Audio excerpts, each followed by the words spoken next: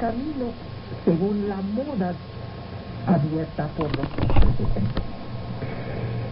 Sin embargo, se distingue por tomar a cargo cuerpos y bienes de los necesitados de lengua alemana. El reclutamiento será esencialmente entre los miembros de la nobleza y más generalmente entre los germanófonos. Su traje es caracterizado por una capa blanca con una cruz negra sobre el hombro izquierdo. Ellos también se dan como tarea socorrer y defender y curar a los peregrinos, empezando por sus compatriotas. Es decir, se parecen a las dos órdenes anteriores. Esto generó conflictos de influencia de territorio de obediencia que implantan en el castillo de Montfort, en el noreste de San Juan de Acre, en el castillo nuevo, en el castillo Regis. Ellos habían nacido en Oriente. Y es en este momento, por esta fecha, 1210, que surge su hombre providencial, un gran maestro llamado Hermann von Salza. Preside a los teutones entre 1210 y 1239. A él la orden debe toda su orientación, empezando por sus implantaciones en principio del siglo III. Era un hombre de Turingo, lleva el número 39 en la entrada en la orden. Era un gran capitán, un fino político. Su determinación y su diplomacia le valen la estima de Federico II, el nieto del emperador Germano Barbarossa. Y este apoyo reforzará la orden y le garantizará un brillante porvenir. Es bajo el reinado de Hermann von Salza que los teutones están llamados a Brasov, en la Rumania actual. Luego se implantan en Prusia, donde se quedan hasta el siglo XV. El arte de Salza consiste en colaborar con el emperador, sin perder la simpatía del Papa. En 1226, Federico II confirma en una bulla de oro la Hospital Santa María de los Alemanes, así como el país de Kulm, actualmente se encuentra en Polonia, y le confiere al gran maestro derechos y privilegios de un príncipe de imperio con misión de apaciguar la Prusia Oriental, Polonia, Rusia, Lituania. Hermann reside la mayor parte del tiempo en Sicilia. Muchas veces se encuentra con el emperador, tiene negociaciones, las tiene también con los hijos de Saladino y con los sarracenos. Federico le agradece al gran maestro su apoyo, le ofrece varias fortalezas en Occidente. Desde mediados del siglo XIII, la orden mira más allá de Palestina. Bajo el mandato de Hermann von Salza, otro papa, Gregorio IX, pidió a la orden de ir a Prusia, sobre las orillas de la Báltica, para cristianizar a esta región. Durante mucho tiempo los varones de la orden teutónica, con sus largos abrigos blancos con la cruz negra, cabalgan hasta Riga. Las primeras diócesis se fueron creadas y una orden llamada de Schwarztrager fue absorbida. Toda esta progresión se debe a Salza. Es un personaje colosal. Él puso las bases de la potencia de los teutones. Desde entonces los caballeros no van a parar de trabajar. Frente a la rigurosa resistencia de los lituanos, los teutones están obligados momentáneamente a retroceder antes de volverse los amos de Prusia y de una parte de los estados bálticos. 32. Esta victoria rusa fue llamada la Batalla de las Nieves. Fue puesta en escena por el cineasta soviético Eisenstein en 1939. Es el fin del progreso de los caballeros alemanes. Sus territorios se extienden entonces en el norte hasta Estonia y en el sur hasta Prusia. En toda Europa multiplican sus implantaciones. En Alemania, en Grecia, en España, en Francia, Montpellier, Ávila, al mismo tiempo que los templarios y los hospitalarios. Los caballeros teutónicos tienen que dejar Palestina en 1291. Se instalan en Europa. Su lugar de sitio transita primero de Venecia, luego se fijan en la fortaleza de Marienburg. Hoy esta fortaleza se encuentra en Polonia, y a partir del principio del siglo XIV empieza la gran y gloriosa época de Marienburg. Es el tiempo de la estructuración de la orden. Nombran a vida el gran maestro, que designan al término de un escrutinio democrático al cual todos los miembros tienen voz. El elegido nada más podía ser un noble. Él mismo está asistido por 5 dignatarios: capelán, gran comendador, mariscal, es decir, jefe de guerra, tesorero, dispone de definidores, manda a cada una de las provincias de la orden gente como embajadores en su lugar. Las provincias de la orden son 4 hasta 1291: Tierra Santa, Prusia, Livonia y Alemania. A principios del 14 se vuelven 8, con Austria, Hungría, Lotaringia, Bohemia. La más importante de estas provincias será Alemania, con a su cabeza un Deutschmaster, un maestro alemán, que preside a la organización de las regiones. A la cabeza de estas divisiones provinciales, el gran maestro es el amo absoluto. Como ven, es una organización muy parecida a los partidos comunistas, una organización muy racional.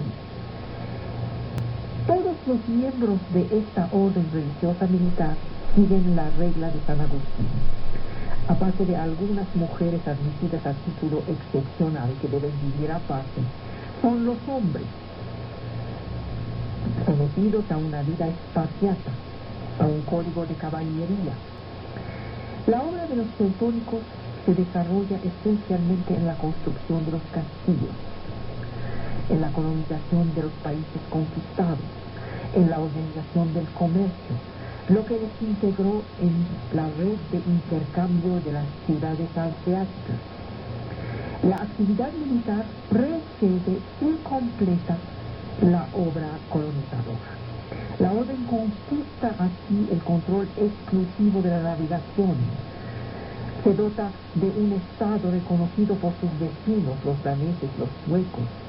Hay que esperar el advenimiento de las Islas II en Polonia para que sean parados en su progreso territorial. A finales del 14, la orden parecía cansarse. La disciplina se rebaja un poco. Incluso deben llamar a unos mercenarios. Los templarios se encuentran en minoría. El gran jefe, el gran maestro Ulrich de Hohenheim no era un jefe de guerra. Además, toma el poder en Polonia un nuevo rey, Ladislas II, de la dinastía de los Jagiellones. Era ambicioso, tenía una capacidad de alianza muy grande. Los ejércitos eslavos derrotan a los teutones. Pero ahí pasa una cosa que salvará a los teutones. ¿Qué es lo que pasa? Pasa la reforma de Lutero. Dio la ocasión a los teutones de tener una nueva vida. El último gran maestro de la época católica, Alberto de Brandeburgo-Ansbach, quita quita su abrigo blanco con cruz negra y reviste el abrigo de púrpura y pone la corona real de Prusia. Apenas era el número 37 de los grandes maestros, que como les dije serán hasta hoy 64. Estamos en el año 1525. La mayoría de los historiadores hablan de secularización de la orden.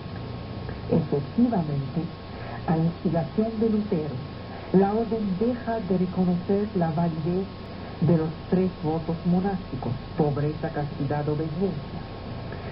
Se habla de coup d'état, de golpe de Estado. El gran maestro lleva con él a una gran parte de sus tropas. El Estado teutónico se envuelve el Ducado de Prusia y la rama saleta de los Hohenzollern preside a los dominios de este nuevo Estado. Pero la historia de la Orden de los Caballeros Teutónicos sigue. El paso a la reforma del Gran Maestro no lleva a la secularización de la totalidad de la Orden Teutónica. Existen pedazos que dependen de la autoridad de un maestro alemán. Es la época en que hay 3 creencias: una católica, una luteriana y una entre los dos, ambas. A partir del siglo XVI, la orden teutónica depende cada vez más de la protección de los Habsburgos, emperadores de Austria, y por un lado la Iglesia Católica recuerda a las autoridades de origen noble las exigencias del Concilio de Trento. Los sacerdotes son cada vez menos numerosos.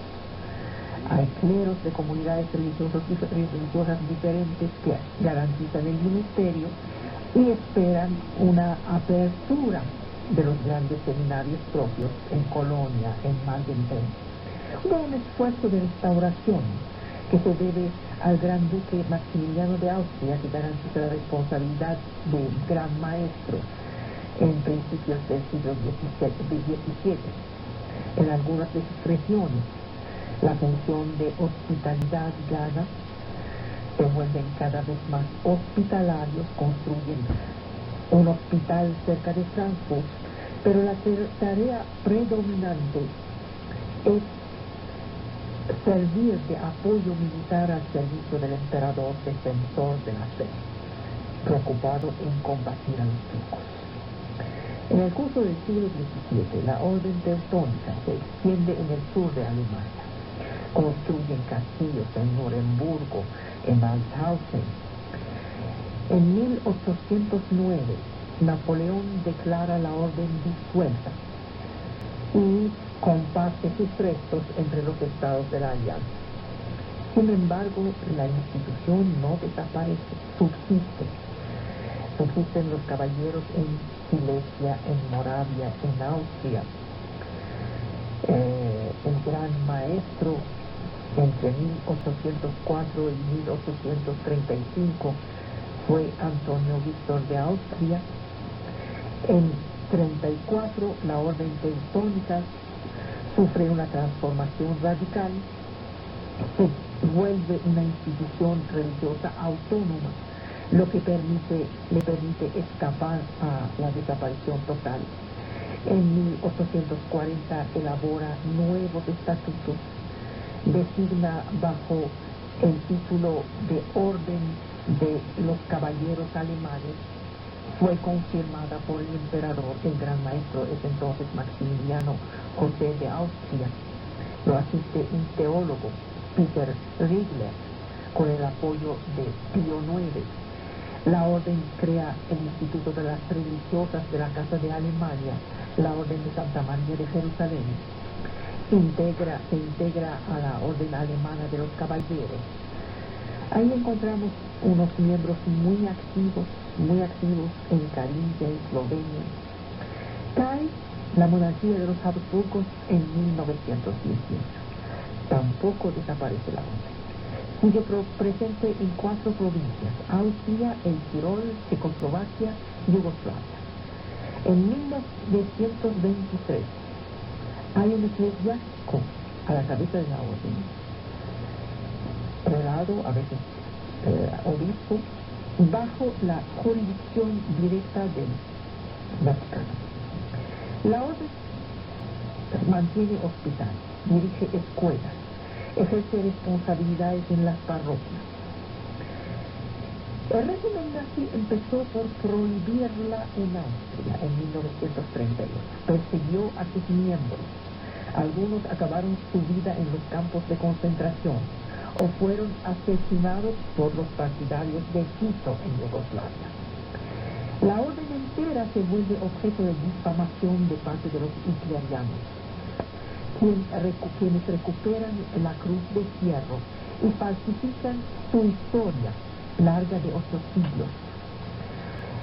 Los Waffen-SS se inspiraron de las estructuras, de las prácticas, de los símbolos de la orden teutónica. Himmler, por ejemplo, se hará llamar Gran Maestro. Se hizo construir o reconstruir tal o cual castillo de la orden, sobre el modelo de las fortalezas medievales, como en Marienburg. Una de las divisiones SS llevará incluso el nombre de Hermann von Salza. Hitler mismo pondrá como decoración la cruz de hierro, la cruz negra de los teutones, que se llevaban sobre su hombro, sobre su abrigo blanco. Es una recuperación perversa. Luego los comunistas checos y eslovenos mantienen la prohibición de la orden, quien reaparece en 1947 en Austria y en el Tirol, para consagrarse a cuidar a los enfermos, a la educación de los jóvenes, a animar las parroquias y otras tareas pastorales. En 1957 la orden adquiere una casa en Roma, donde reside un procurador general que recibe a los peregrinos de lengua alemana. Después de la caída del muro de Berlín en 1989, la orden retoma contacto con sus antiguos miembros y restaura sus instituciones en Eslovenia, en la República Checa y en Eslovaquia. Tienen mucha audacia, construyen un monasterio, hospitales, hogares de estudiantes, hogares de personas de edad. Su presencia hoy se extiende en 7 países: Alemania, Austria, Bélgica, Italia, Eslovaquia, Eslovenia, República Checa. Tienen hermanos, religiosas, hogares. Se han renovado. Están actualmente en plena prosperidad. Por supuesto, estamos lejos de los burgueses de las ciudades hanseáticas del siglo XIII y XIV. Estamos lejos de Alberto de Brandeburgo, pero los actuales miembros de la orden son los sucesores legítimos de la orden religiosa de Santa María de Jerusalén. 8 siglos de historia, 64 grandes maestros sin interrupción. Entonces, como ven, tenemos a los hospitalarios que siguen presentes hasta hoy bajo la forma de la Orden de Malta. Tuvimos a los templarios, los mal amados, los que fueron destruidos de tajo. Y tenemos a los caballeros teutones, que se habían transformado en un estado de Prusia, y que actualmente existen bajo forma caritativa, pero siguen existiendo de manera muy próspera en los lugares germanófonos. Nos queda un caso particular. No me queda mucho tiempo para desarrollarlo, pero va a ser muy rápido. Es nada más para completar esta visión histórica que tenemos. El caso particular es de la península ibérica. Ahí los combates tienen lugar ahí mismo. Las fundaciones de órdenes militares se multiplican para retomar el terreno conquistado por los musulmanes. La tierra ibérica es tierra de cruzada y de reconquista. Desde el siglo VIII, cuando los árabes y los bereberes ocupan la península, la primera victoria de los musulmanes data del año 711, los cristianos de Asturias resisten.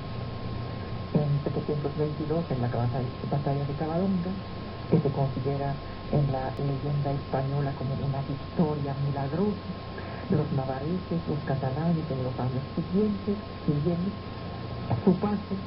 Estos núcleos de refractarios al Islam se vuelven a lo largo de los siglos los reinos cristianos, que retoman León, Burgos, Toledo, Zaragoza, Tortosa, Lérida, se reestructuran. Los reinos de Navarra, de Aragón, se unen en 1137 al condado de catalán de Castilla, de León, a los condados catalanes, a Castilla, a León, y por fin en 1140 nace el reino de Portugal.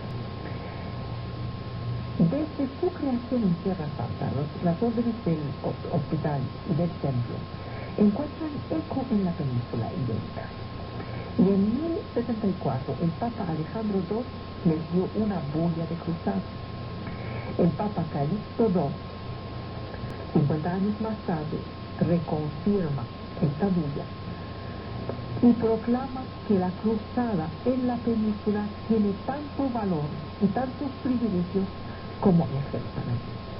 Pide a los ibéricos consagrarse a esta guerra santa en su suelo en lugar de combatir en Oriente. Cuando muere en 1134 el rey de Aragón, Alfonso I, el batallador, lega sus estados a los órdenes militares del hospital, del templo y del Santo Sepulcro, que fue creado en Jerusalén en 1114.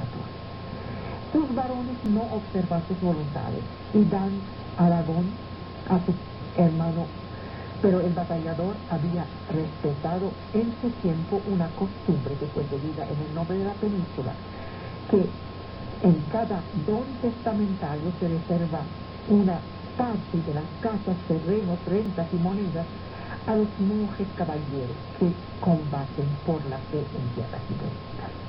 Estas órdenes en suelo español tienen el apoyo de todas las clases de la sociedad española. Las mujeres se quedan en los conventos hospitalarios, se dedican a curar a los peregrinos y los viajeros, no entran en las órdenes, pero el pueblo entero, mujeres, niños, hombres, apoyan estas órdenes. Aquí aparece una gran personalidad española, Pelayo Pérez Correa, 1275, caballero y maestro de la Orden de Santiago, es el héroe de la conquista de Andalucía, conquista de las ciudades de Guadalquivir, el sitio de Sevilla, de Triana. Dicen que le aparece la Virgen María. Es siempre gracias a una intervención celeste que da la victoria a las tropas cristianas. Edita estatutos para su orden. Es consejero de los reyes de Castilla, participa en su gobierno. Cuando los pequeños niños musulmanes de Andalucía se mostraban desobedientes, sus padres les amenazaban con Pelayo Correa, porque era el gran coco de los niños musulmanes, por su gran valentía a la cabeza de los órdenes religiosos guerreras en España. Algunas milicias de la península tuvieron solamente una existencia efímera. Hubo, por ejemplo, la confrería militar de Belquita en Aragón, hubo la Orden del Santo Sepulcro fundada en Jerusalén, que figura en el testamento, como dije, de Alfonso el Batallador.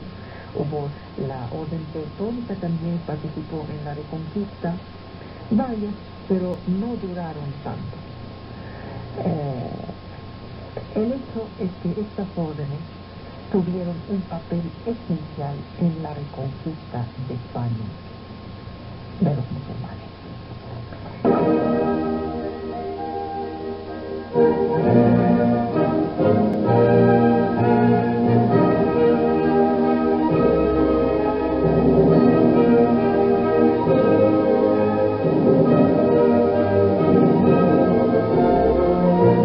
Nuestra civilización ha tomado un tipo de bienestar como el deber ser de la vida, fuera del cual no hay salvación.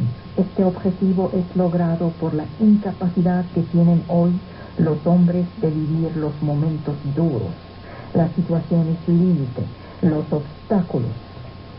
Se oculta cualquier avería en el bienestar. Se teme la exclusión. Tal es la dificultad que tiene el hombre actual de superar las tormentas de la vida, de recrear la existencia después de las caídas. Siempre hubo ricos y pobres, salones de baile y mazmorras, muertos de hambre y fastuosos banquetes. Pero en este siglo se hace imposible la transmisión de valores a las nuevas generaciones. ¿Cómo vamos a poder criarles hablándoles de aquello que justifica la vida? Casi no hay individuo que tras su paso por el poder no haya cambiado. Detesto la resignación que pregonan los conformistas. No se puede llevar a la televisión a sujetos que han contribuido a la miseria de sus semejantes y tratarlos como señores. Esta es la gran obscenidad. ¿Cómo vamos a poder educar si en esta confusión ya no se sabe si la gente es conocida por héroe o por criminal? Hay varias críticas aquí. Una de la blandura nuestra, dos de vedetismo de los medios de comunicación que ya no saben distinguir el bien del mal, tres, la incapacidad de hacer transmisión de valores y transmisión de conocimiento. Vale la pena echar una mirada fría sobre un país poblado de emigrantes que se ha vuelto a final del siglo XX la única sobrepotencia que existe. Ahorita dicen hiperpotencia. Los Estados Unidos son, ante todo, desde los orígenes, millones de inmigrantes que vinieron del mundo entero en búsqueda de libertad y de prosperidad. Los hijos del melting pot. Los Estados Unidos han sido y siguen siendo la tierra prometida. Hubo colonización por saltos sucesivos que alejaron la frontera, borraron la salvajada, las wilderness. Lo que fascinaba a los emigrantes no era una realidad que ignoraban. Ya no hambruna para los irlandeses, ya no límites para las experiencias utópicas de los socialistas, ya libertad para los exiliados políticos como Garibaldi, para las minorías religiosas y étnicas como los Quakers de Noruega, como los mormones de Europa, como los judíos de Rusia, libertad para ellos de ser lo que son. Primero hubo los ingleses, que se embarcan hacia las colonias inglesas de América del Norte, unos 40.000, es decir, el 1% de la población de Inglaterra en los primeros años del siglo XVII, unos empujados por motivaciones religiosas, disidentes, quieren estar lejos de su rey, otros corridos de Inglaterra por la miseria. Luego hubo los hugonotes franceses, los protestantes. Estos se dirigieron de preferencia hacia Carolina del Sur, Virginia, Pensilvania. Hubo los alemanes, que también se fueron a Pensilvania. Los holandeses, que han fundado en 1625 la Nueva Ámsterdam. ¿No se acuerdan que Nueva York, antes de llamarse así, se llamaba Nueva Ámsterdam? Todos han escogido crear lejos lo que no pudieron construir en su casa, y con una sola excepción, los negros. Un navío holandés desembarca la primera carguezón de africanos en 1619.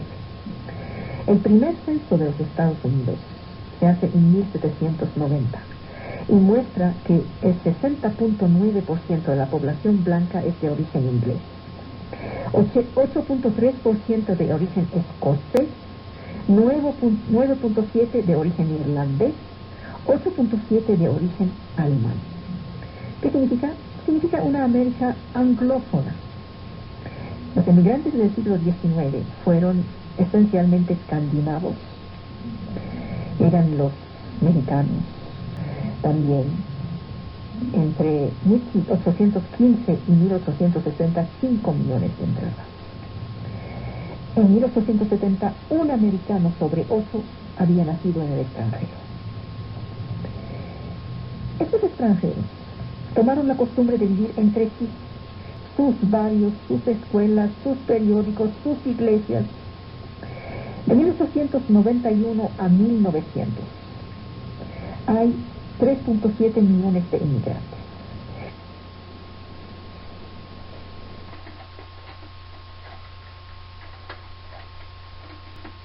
14 años de la guerra, hubo 13 millones. Polacos, rusos, italianos, griegos, turcos constituían las 3/4 partes de los efectivos. Nueva York se volvió así la mayor ciudad judía del mundo. Una vez más, por necesidad, los emigrantes se agrupan. Por ahí forman la pequeña Italia, la pequeña Alemania. Entre 1861 y 65 se da la Guerra de Secesión. Después de la guerra, la inmigración china está detenida en 1882. Es el primer ejemplo de un límite puesto a la inmigración, fundado este límite sobre unos criterios nacional-raciales. Entre 1890 y 1914, la campaña tiene por blanco a los japoneses. Los emigrantes obtenían la ciudadanía después de 5 años de estancia. Desde 1891 están excluidos de la emigración, del derecho a la inmigración, los indigentes, los polígamos, las personas que tienen enfermedades contagiosas. En 1903 se agregan los epilépticos, las prostitutas, los limosneros profesionales. En 1907 se agregan los anarquistas, los imbéciles, así les juro, así se dice en las leyes, los tuberculosos y los criminales. La prohibición de los chinos seguirá en vigor hasta 1943. En principio de 1917, una ley exige de los extranjeros que sepan leer entre 30 y 80 palabras en inglés o en alguna otra lengua. Los anarquistas, en 1920, el Congreso autoriza su expulsión del territorio nacional. Los estadounidenses, los americanos, como se dice, creen que el medio hace el hombre. En 1921 se adopta una ley de urgencia. Cada nacionalidad estaría afectada de un cuota anual del 3%. Si hubiera, por ejemplo, 100.000 americanos nacidos en Irlanda, estarán admitidos 3.000 emigrantes irlandeses. En 24, una nueva ley trata de alejar a los indeseables. La cuota de los japoneses así cae hasta 2%. Y sale el eslogan: América debe volverse americana. Es el eslogan del presidente Coolidge. Unos países como Gran Bretaña, Irlanda, Alemania, que disponen de una cuota importante, ni siquiera la llenan, mientras que otros como nosotros, los mexicanos, pasamos de nuestra cuota. La consecuencia de esto es que los latinoamericanos afluyen. En 1965 ya no hay más cuotas nacionales. Cada año 1 millón de inmigrantes legales se establece. La mayoría lo hacen a favor del agrupamiento familiar. Sin embargo, hay clandestinos. En 1986, la ley regularizó 3 millones de clandestinos. Hoy, sobre una población total de 270 millones, el 10% ha nacido en el extranjero. Las 2/5 partes provienen de América Latina. 2 otras 5 partes de Asia y de las islas del Pacífico. Un americano sobre 4 es católico. 6 millones son judíos, 4 millones ortodoxos. Hay entre 2 y 3 por primera vez en Washington, en 1908, en presencia del presidente Theodore Roosevelt. Su autor se llamaba Israel Sandwich. La obra tuvo un inmenso éxito. La crítica más elaborada a la obra salió en 1915 bajo la pluma de un filósofo estadounidense llamado Horace Kallen.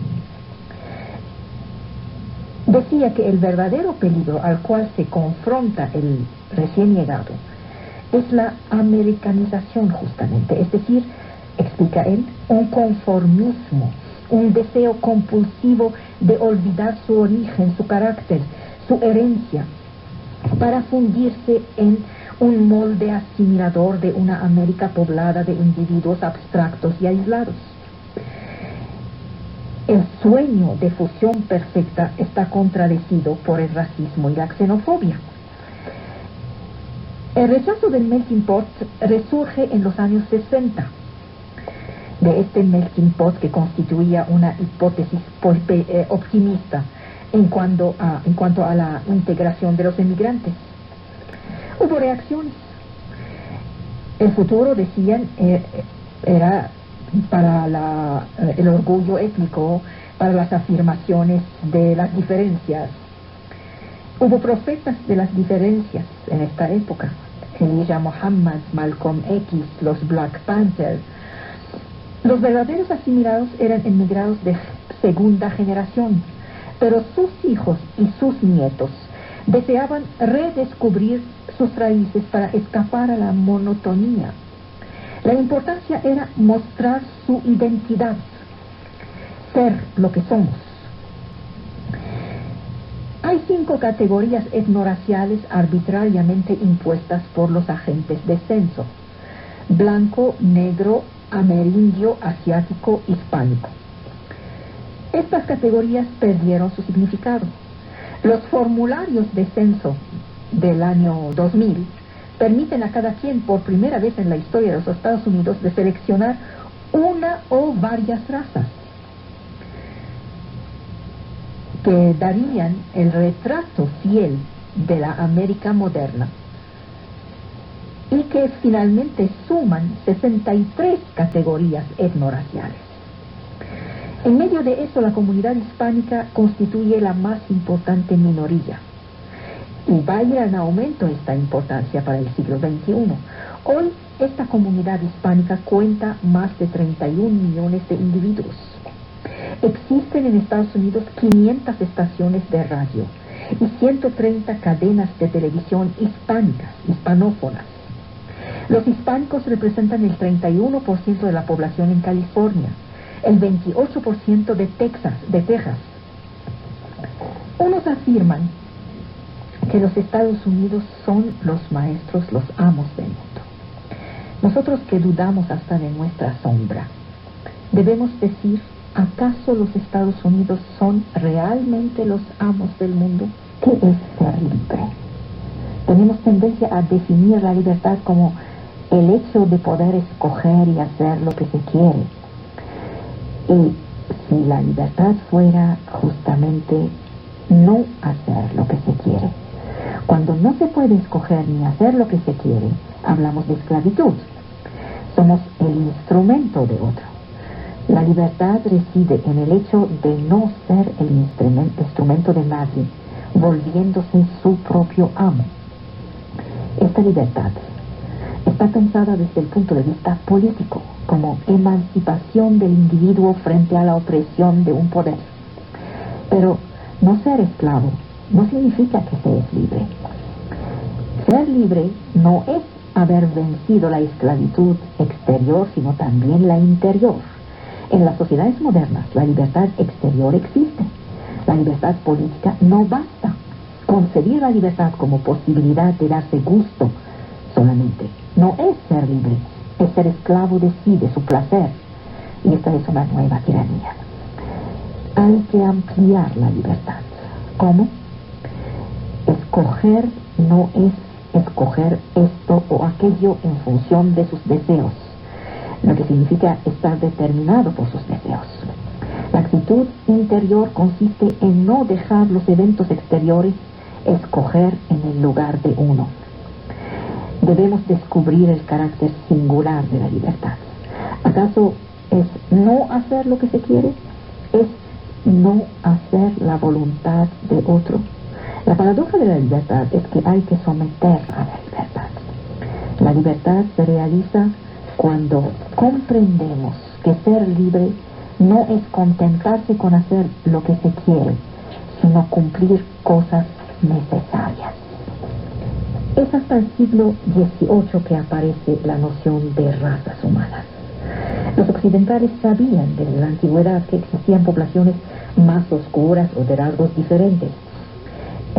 Encontramos datos sobre esto en Heródoto y en algunas partes de la Biblia. Así, por ejemplo, en el Cantar de los Cantares, ¿se acuerdan? Soy negra pero hermosa, oh hijas de Jerusalén, como las tiendas de Kedar, como los apartamentos de Salomón. No había ahí ningún concepto de raza.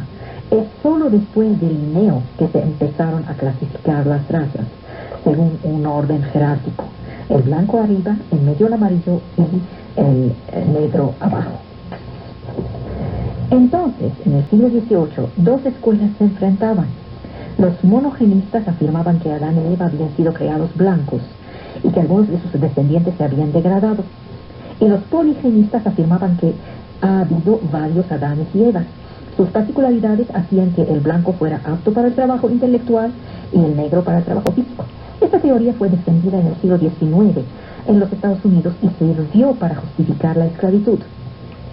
Después de Darwin, la existencia de las razas fue explicada por la evolución.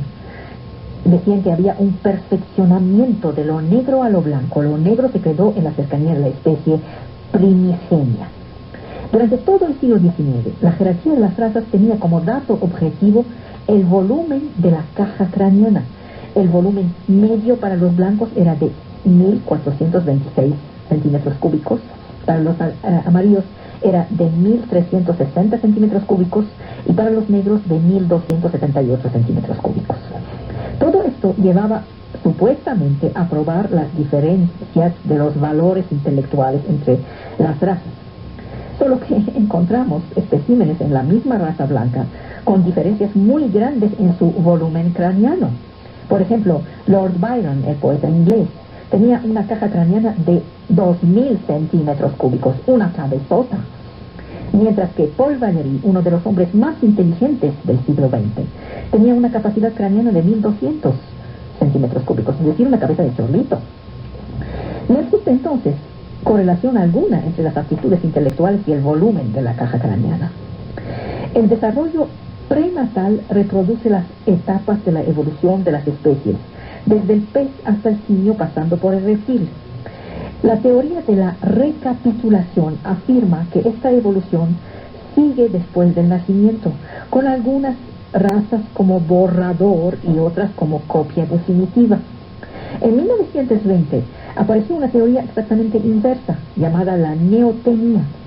La especie humana había nacido por una mutación genética que hizo más lento el programa del simio ancestral. Por esto el blanco guarda hasta la vida adulta los caracteres juveniles que el negro pierde en la adolescencia. Los antropólogos alemanes Klaas y Hart y el inglés Gates decían que no procedíamos todos del mismo chango, pues del mismo simio. El chimpancé dio al blanco, el gorila dio al negro, el orangután dio al amarillo, así decían. Esta fue la teoría polifilética. Pero la ciencia rechaza esta distribución cromática. Todos nacimos de una misma especie y las diversificaciones se hicieron mucho más tarde. Hasta principios del siglo XX, no solo los científicos aceptaron la jerarquización, sino que ésta actuaba en medio de la misma raza blanca. Arriba estaban los ingleses y los alemanes, en todo caso los nórdicos, los arios, y abajo los demás. El libro Biblia de los racistas fue el ensayo sobre la desigualdad de las razas humanas, que el conde de Gobineau publicó en 1854. Esta tesis encontró eco en la Alemania nazi. Ahí encontramos una primera paradoja fundamental. Los principios biológicos del racismo tradicional están siendo rechazados por la ciencia. El racismo, en principio, postula la existencia de razas humanas que difieren entre ellas en razón de sus características hereditarias. Sin embargo, los genéticos contemporáneos muestran que esta evidencia releva de una concepción de la raza que hoy hemos abandonado. El racismo biológico es una teoría científicamente falsa. Hasta la Segunda Guerra Mundial, los antropólogos definían las razas a partir de los tipos físicos, según una jerarquía que subrayaba la superioridad del blanco. La teoría de las razas era en sí misma racista. El racismo se sirvió de ella, repito. Los descubrimientos de la biología moderna han pulverizado esta simplonería. No se trata de blanco y de negro. Algunos sistemas sanguíneos del Senegal pueden ser más parecidos al mío que el de mi vecino. Las poblaciones actuales pueden ser clasificadas en 7 familias: africanos, caucásicos, norasiáticos, amerindios, surasiáticos, insulares del Pacífico y australianos. No son razas, ni cubren la división clásica en blanco, amarillo y negro. Los amarillos se distribuyen en 4 familias y los humanos más cercanos a los europeos, por ejemplo, son los bereberes, los iraníes, los norafricanos. Necesitamos tender puentes por encima de estas divisiones. La noción de raza humana no tiene sentido, es totalmente arbitraria. Según los criterios escogidos, habrá 3 o 10 o 50 razas. Al comparar los genes de las diferentes poblaciones, no encontramos divisiones claras, sino variaciones. Ningún grupo humano corresponde a un tipo biológicamente puro, es decir, que la raza pura no existe. A pesar de las apariencias, las diferencias genéticas son muy débiles. Existen poblaciones insulares aisladas desde hace algunos miles de años, pero este periodo no es suficiente para producir verdaderas razas. Desde una perspectiva biológica, una raza es un grupo de individuos genéticamente muy cercanos. Los rasgos fenotípicos, piel, pelo, tamaño, forma de rostro, son demasiado niños como para caracterizar a un grupo humano. Hay poblaciones emparentadas que tienen colores diferentes. Por ejemplo, los indoeuropeos, que supuestamente pertenecen a la raza blanca, tienen la piel tan oscura como los africanos. El color de la piel cuenta la historia de los climas, no de los pueblos. Es probable que el color de la piel pueda modificarse sobre una escala de algunos miles de años. Este es un tiempo corto en la escala humana. Ahora, más que lo visual, lo que es perverso es que la teoría racista establece jerarquías de aptitudes entre los grupos raciales. Lo que está en cuestión aquí son los genes llamados variables: factor rhesus, grupo HLA, etc. Es a partir de ellos que los genetistas demográficos establecen las distancias entre grupos humanos. Por ejemplo, el factor rhesus, que depende de un gen único, puede ser positivo o negativo. Entre los ingleses hay 16% de individuos con rhesus negativo. Entre los vascos hay un 25%. Y entre los japoneses hay casi un 0%. Si nos limitamos al factor rhesus, podemos decir que los ingleses son más cercanos a los vascos que a los japoneses. Vamos, por ejemplo, en México es muy difícil tener a gente con el grupo sanguíneo B. Algunos, pero rarísimos. Bueno, pase del lado este del Mediterráneo y encuentra un titipuchal de gente, de los levantinos como yo, que tienen el muy corriente grupo sanguíneo B, que allá no es ninguna nobleza, no es ninguna jerarquía. Son estos los rasgos, y además es difícil tomar uno solo de los rasgos.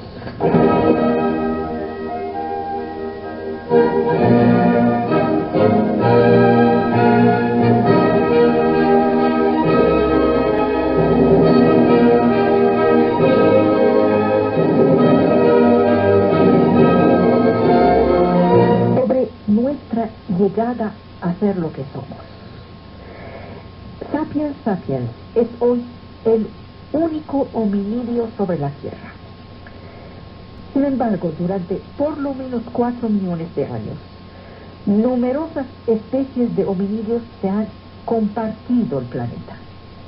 ¿Por qué nuestros primos han desaparecido? Antaño no estábamos solos. Homo sapiens es el único hominidio sobre la Tierra desde hace 25.000 años solamente. Nos estamos Nos hemos acostumbrado a nuestra particularidad, hasta el punto de que algunos antropólogos pensaban que las especies de hominidios que se habían sucedido sin jamás coexistido, sin jamás haber coexistido. Esta hipótesis de la especie única suponía que no había un lugar ecológico para varias especies dotadas de cultura sobre nuestro planeta. Es una historia seductora. De eso sedujo durante mucho tiempo. Un hominidio se encuentra hundido en las tinieblas de la ignorancia y poco a poco se habría transformado en sapiens sapiens moderno, elegante, inteligente, como en los cuentos de hadas. El sapo se habría vuelto príncipe azul. El problema es que eso no es cierto. La hipótesis ha sido abandonada hacia finales de los años 70. Los paleontólogos han descubierto que varias especies de hominidios habían coexistido hace como poco menos de 2 millones de años, 1.8 millones de años. La historia biológica de los hominidios se parece a la de la mayoría de las otras familias animales. Es no lineal. Varias especies de hominidios han aparecido, han coexistido, luego han desaparecido, pero no Homo sapiens. ¿Por qué? Los paleontólogos lo ignoran. Había bípedos, australopitecos, que se han aventurado fuera del bosque. La más antigua especie conocida, susceptible de haber pertenecido a la familia de los hominidios, es el Ardipithecus ramidus, 4.4 millones de años. Caminaba en posición vertical, pero se parecía más bien a un simio. Australopithecus anamensis tiene 4.2 millones de años. Tiene apariencia menos simiesca. Luego viene Australopithecus afarensis, pequeño cerebro. Vivió hace 3.8 a 3 millones de años. La famosa Lucy pertenecía a esta especie. Afarensis no estaba solo como hominidio en África. Muchos convivían en el mismo espacio, en el mismo tiempo. En estos 3 millones y medio de años que nos precedieron. Esta lista larga que podemos hacer es incompleta. Ignoramos la longevidad de cada especie. Cada una solo ha vivido algunos cientos de miles de años, lo que es casi nada. El continente africano fue poblado de muchas de esas especies. La aparición del género Homo fue entre 2 millones y medio y 1.8 millones de años. No cambió esta situación. El primer hominidio de apariencia moderna es Homo ergaster. Pero hay cuando menos 4 especies de hominidios que compartían el mismo continente en el mismo tiempo. El primer éxodo de hominidios fuera de África provocó una diversificación más profunda. Hay 1.8 millones de años que los hominidios ya habían alcanzado China, Java. Hay 1 millón de años Homo erectus se había establecido en China. Los hominidios europeos, los más antiguos, vivían hace 800.000 años. Difieren de los precedentes. En Europa, uno de esos primos engendró un grupo de hominidios, cuyo representante más conocido es el hombre de Neandertal. Esta especie ha prosperado entre los 200.000 y 30.000 años. Cuando digo 30.000 años, en esos términos de la historia larga de la especie, es muy poco tiempo. 30.000 años es nada. En la misma época, los hominidios africanos han evolucionado de una manera independiente, llegando a ser Homo sapiens. En Java, Homo erectus data de 40.000 años, lo que significa que esta región ha sido el marco de una evolución diferente. Esta descripción se aleja mucho de la teoría que estipula que Australopithecus africanos había engendrado Homo erectus, que había engendrado Homo sapiens, como si fuera una historia lineal. La genealogía lineal es una cosa falsa, que pesó durante mucho tiempo sobre la paleontología, pero que hay que dejar ya de lado. Por lo menos 20 especies de hominidios han coexistido. La historia de la evolución humana no es la progresión regular de un héroe solitario, sino una serie de apariciones, extinciones de especies, con fases de expansión, de reducción de poblaciones, como en colonizado nuevos espacios, perdurado o desaparecido. Tenemos solamente una idea vaga de la manera en que esta historia se ha desarrollado. Nuestra especie no es más que una de las ramificaciones de este árbol evolutivo. Si Homo sapiens ha en el pasado compartido la tierra con sus primos hominidios, es el único que no ha desaparecido. La gran pregunta es ¿por qué? La gran pregunta no es por qué estamos aquí, sino ¿por qué no hemos muerto? Porque nuestras interacciones con nuestro medio han garantizado nuestra sobrevivencia, pero esta es una respuesta muy vaga. Estas interacciones resultan de los comportamientos.